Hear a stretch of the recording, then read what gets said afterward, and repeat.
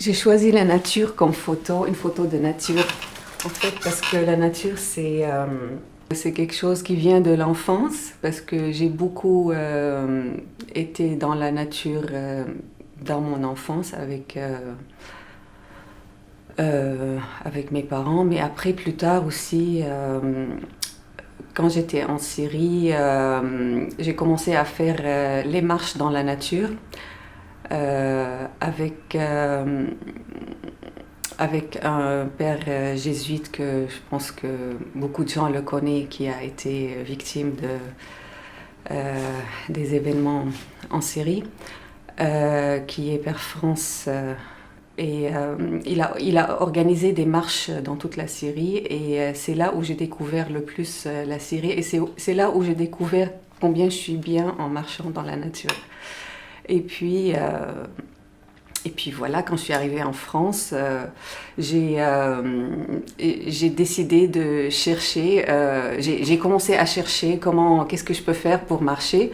Et petit à petit, j'ai découvert qu'il y a des chemins balisés, et puis c'est toute une structure très il y a beaucoup de facilité pour aider les gens à aller marcher dans la nature, et tout est guidé discrètement.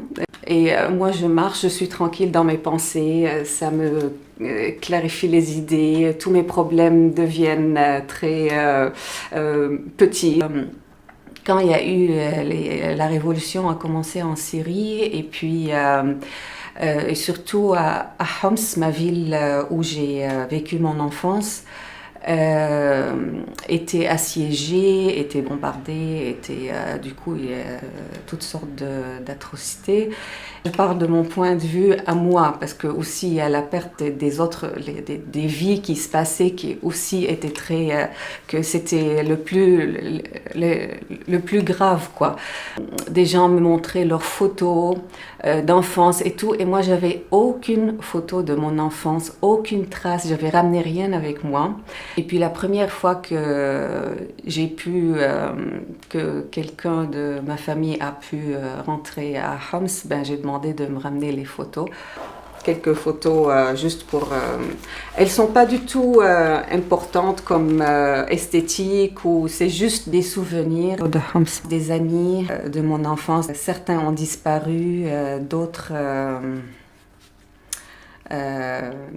ils sont morts. J'ai jamais été accrochée à la photo, mais récemment je découvre que la charge sentimentale du moment où on a pris la photo, elle sort tout de suite au moment où on la voit. Elle va recréer les mêmes sentiments en la voyant. Alors, je suis arrivée en France en 2003, comme je l'avais déjà dit. J'ai essayé de trouver un travail, c'était difficile. Après, mais en même temps aussi, comme je travaillais un peu dans le domaine culturel, dans le montage de projets culturels en Syrie, il y avait un projet un projet de montage d'exposition en France. Alors ce projet, on avait monté le projet, de constituer les dossiers, et ce projet est tombé à l'eau pour plusieurs raisons.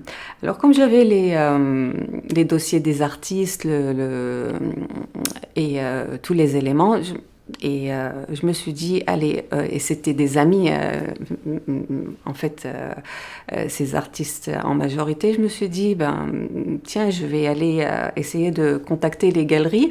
C'était très, très, très difficile d'aborder les galeries et de demander de faire cette démarche de de les pousser à s'intéresser même à voir un dossier d'artiste. Alors que je disais que c'était parmi les artistes, il y avait les plus grands noms des artistes syriens. Et puis on a dit, ça pourra pas continuer comme ça. Pourquoi si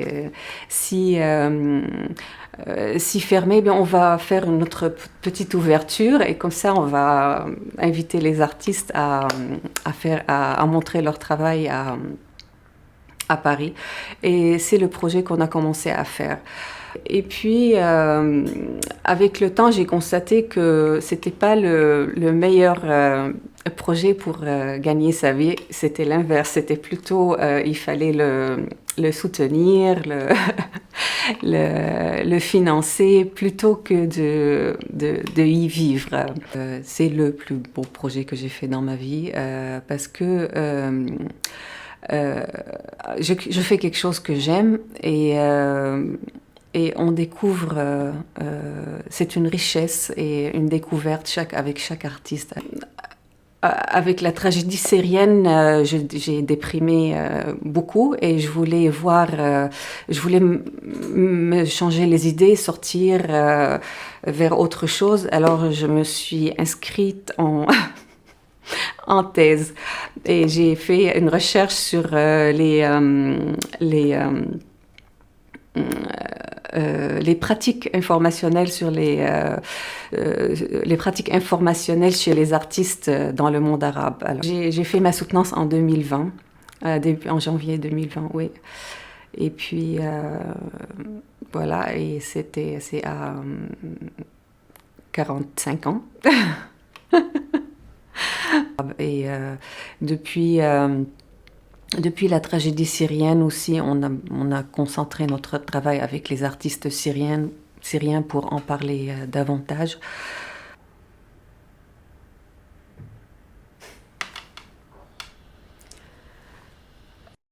J'ai fait dans ma vie des parcours très différents, beaucoup artistiques.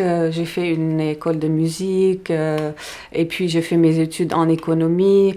Ensuite, j'ai fait une thèse en sciences de l'information et de la communication. Du coup, chaque chose est d'un truc. Et on peut dire que c'est un peu, comment dire, dispersant, mais en même temps, moi, je trouve pas ça. Je trouve qu'on n'est pas obligé de faire quelque chose de tout à fait bien défini, bien dessiné, que on peut prendre plaisir à faire ce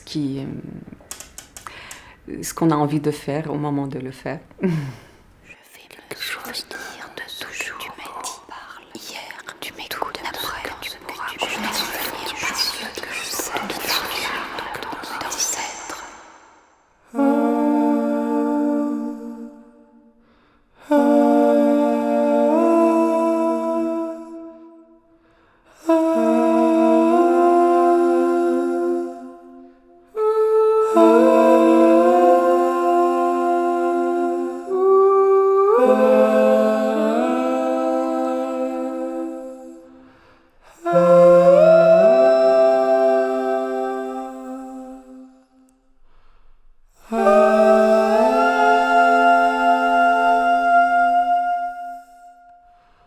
Ah